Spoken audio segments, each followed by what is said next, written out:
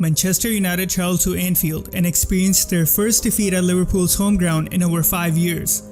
Klopp totally dismantled Mourinho's tactics, which allowed Liverpool to manhandle Manchester United right from the kickoff until the final whistle. This match would prove to be Mourinho's last game in charge of the Red Devils, as he was sacked right after this match, thus continuing on the tradition where Mourinho gets the boot in his third season. I have a few things to say about his third season curse, and I'm going to speculate why this is so common while showing you some statistics after I'm done with analyzing this match. And before we get into the video, I'd like to thank Squarespace for supporting this channel. Whether you need a domain, website, or online store, make it with Squarespace. Mourinho was doing an awful job this season, while Klopp finds himself on top of the table, and Liverpool are already regarded as one of the top teams to look out for. The difference between these two managers is that Klopp's tactics are quite difficult to counter. Even Pep Guardiola's Manchester City, who won the Premier League last season, dreads going up against Liverpool since Klopp has managed to get the upper hand on most occasions.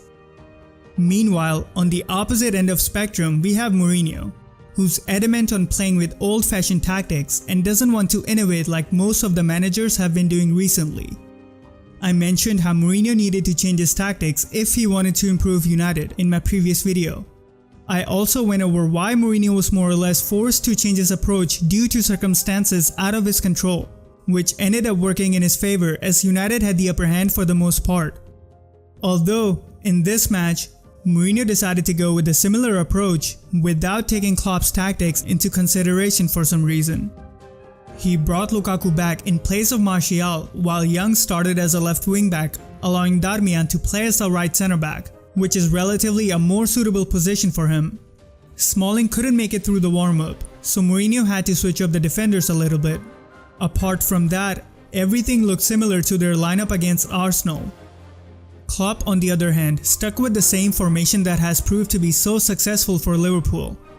He was missing a few defenders with Alexander-Arnold, Matip, Gomez and Milner out with injuries. But Lovren recovered in time to make it into the starting 11. Klopp made some slight changes to his tactics, which I will address when going over Liverpool's offensive game plan.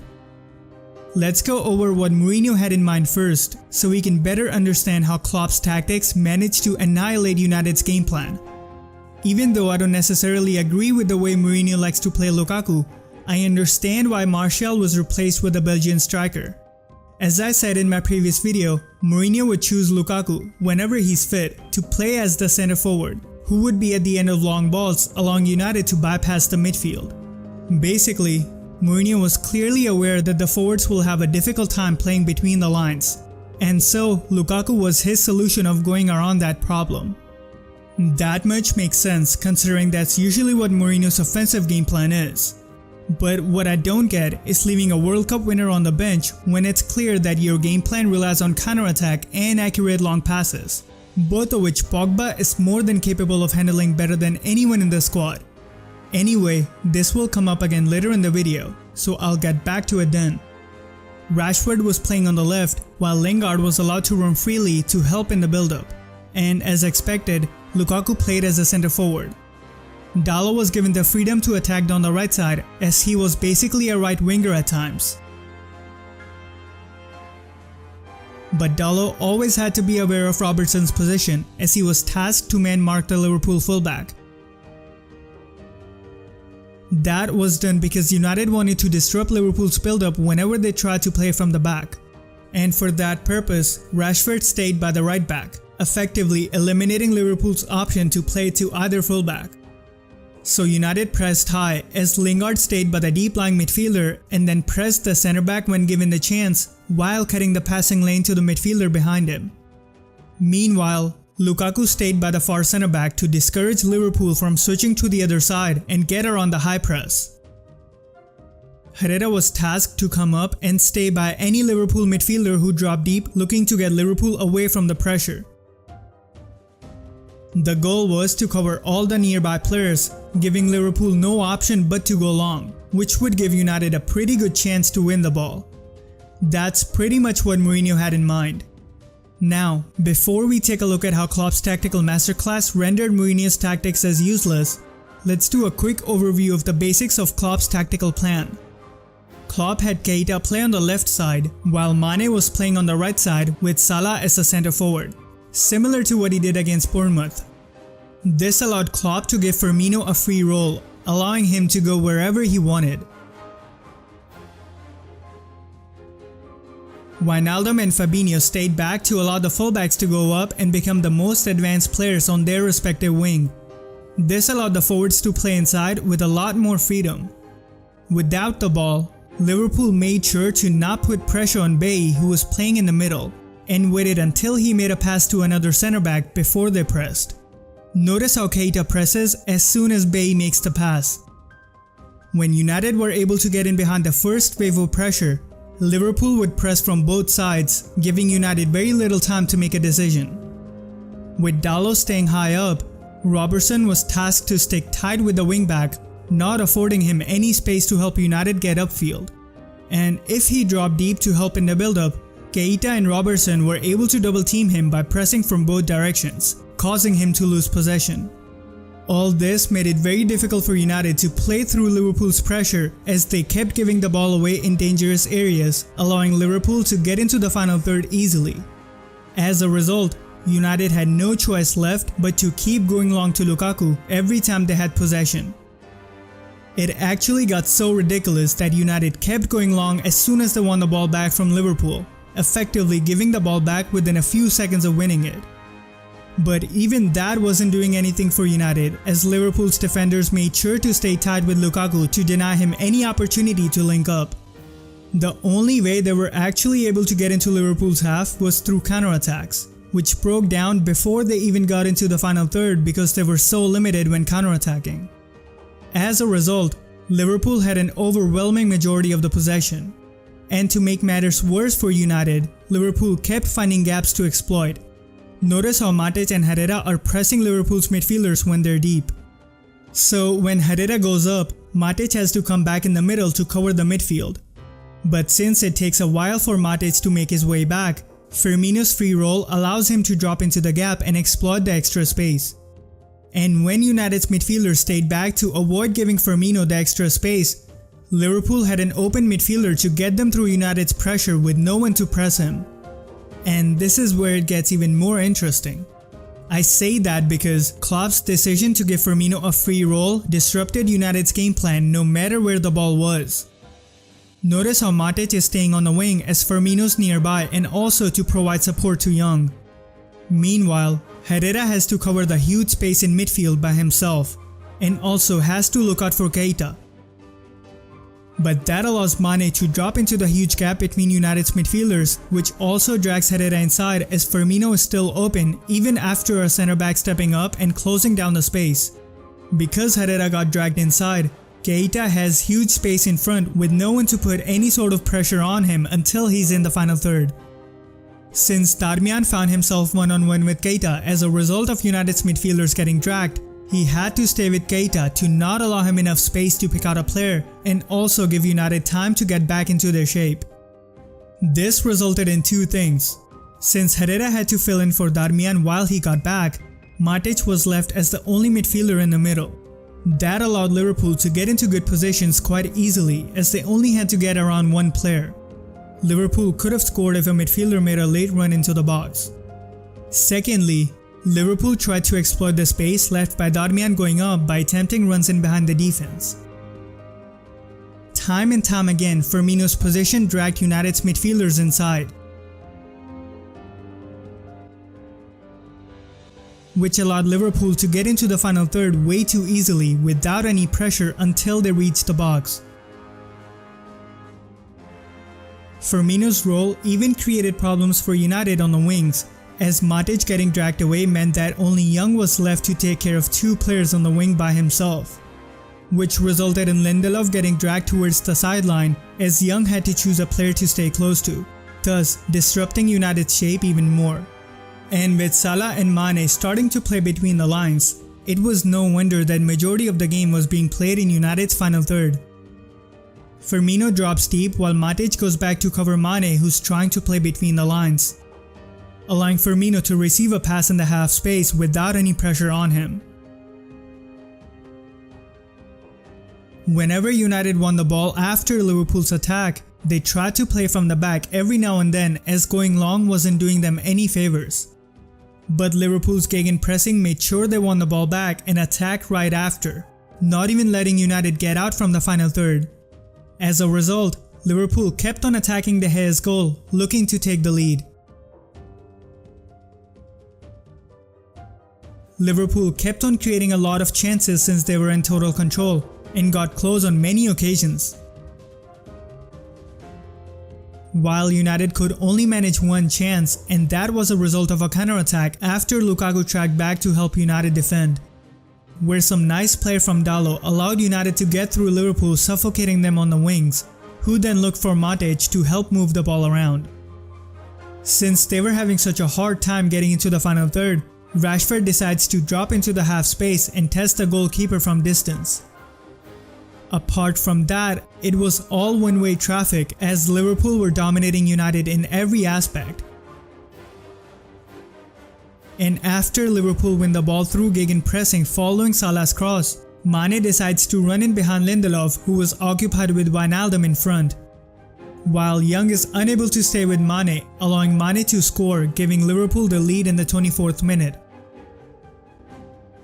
Liverpool showed no signs of stopping as they continued on attacking, looking to extend their lead. Lovren should have done better from that distance.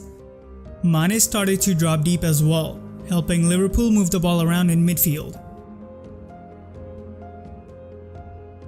Around the half-hour mark, United seemed to have found a flaw after Herrera started pushing up. He was able to find space between Liverpool's midfielders and Keita, who was mostly concerned with Liverpool's left side. That was because Liverpool's midfielders were occupied with Lingard, Rashford and Young on the left wing. And just a couple of minutes after that, Herrera is able to use that flaw to get United into the final third. That play results in Lukaku's cross being mishandled by Alisson, giving Lingard a perfect opportunity to equalize.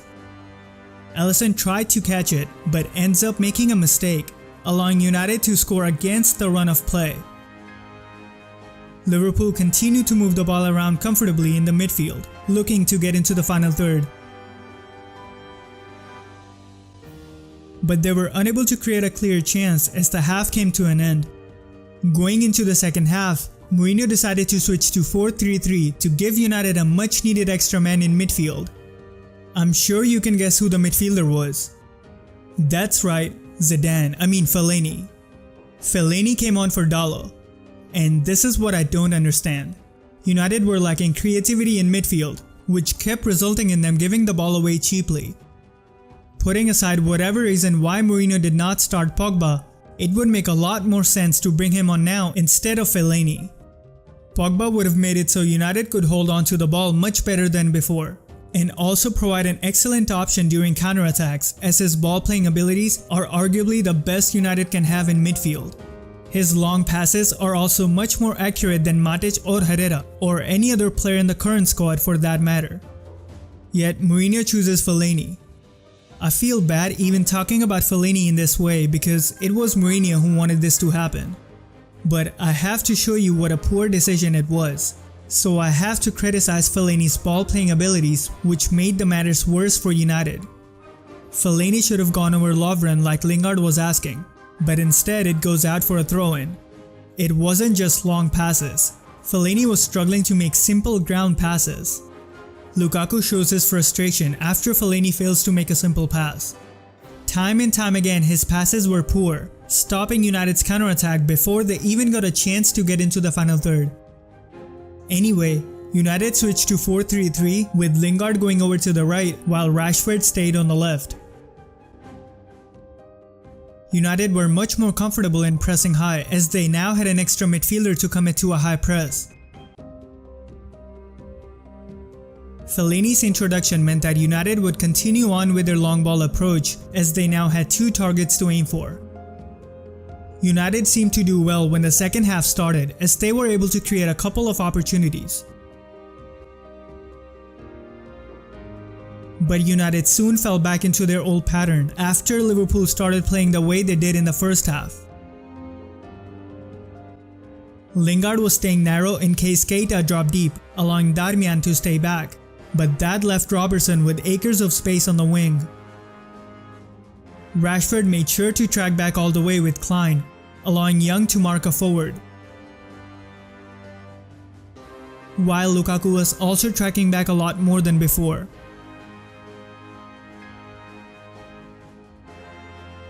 Lingard being narrow kept allowing Liverpool to get upfield through Robertson on the left wing. But Liverpool were not able to disrupt United's shape like they did in the first half.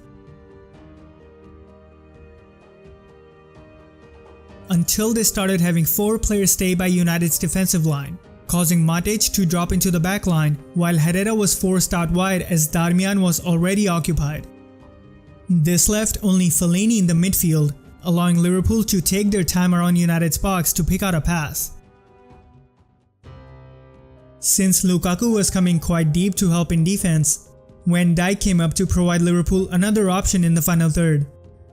Liverpool kept on trying to find a way to score through United's low block defending. Liverpool were manhandling United in every department as United were struggling quite a lot. Around the hour mark, United were able to create a good chance with Fellaini on the back post. That gave United's whole team a boost as they were now looking to take the lead. As Liverpool were finding it difficult to get through United's low block, Klopp decided to bring on Shaqiri for Keita, as Keita was primarily being used to disrupt United's midfield but played little part in Liverpool's attack otherwise. Shaqiri was given a free role to try and exploit the open spaces left by United, while Mane went over to the left wing. Shaqiri had an instant impact after coming on as he was finding pockets of spaces all over the field, and kept finding spaces between the lines, helping Liverpool's build-up play. Not even 2 minutes after Shaqiri came on, Liverpool go on to take the lead in the 72nd minute through Shaqiri. A fortunate deflection made it difficult for De Gea to make a save, but I would be lying if I said it wasn't coming. Judging by Liverpool's constant barrage of attacks, it was only a matter of time before it happened. United immediately looked to respond as they looked for the equalizer for the second time in this game, and were able to create a couple of good chances as they were now playing with a lot more intensity than before. Apart from that, United relied on long balls to Fellaini and Lukaku to get them upfield and into the final third. United started to commit Herrera along with Fellaini and the forwards to go up in search for the equalizer. In the 79th minute, Mourinho decided to bring on Martial, who replaced Herrera. Shaqiri kept causing trouble by finding pockets of spaces, allowing Liverpool to get upfield. And in the 80th minute, after Shaqiri is able to get Liverpool upfield, he goes on to score his second and Liverpool's third goal of the game, which again got a fortunate deflection to help it away from De Gea.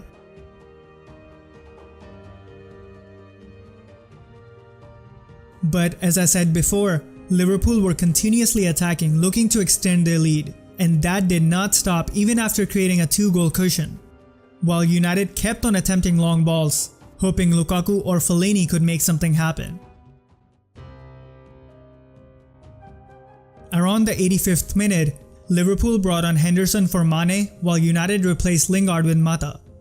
Liverpool continued on with their quest for scoring as many goals as possible and came close on a few occasions, while United stepped up their intensity as the game was coming to an end, but could only create this chance, which resulted after some nice play.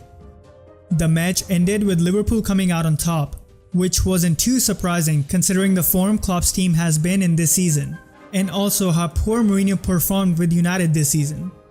To give you an idea of how bad Mourinho did with United this season, United have already conceded more goals this season than they did all of last season, and this season isn't even halfway through yet. I guess this hat-trick says it all for how Mourinho's Manchester United played in this match. Go give Squarespace a try if you're in need of a website. You'll be amazed by the all-in-one platform they offer, making it very easy for you to convert your ideas into reality without having to learn any aspect of web designing. The huge variety of beautiful templates will help you create a strong online identity. The award-winning 24/7 customer support will always be there to take care of all of your needs. Head over to squarespace.com/tacticalanalysis for a free trial. And if you're ready to launch, save 10% off your first purchase. This loss for United makes it a 19-point gap between the two sides, the worst of any Premier League season for 42 years. While Klopp sets Liverpool's new club best record of 18 unbeaten runs in the Premier League following this win over their rivals.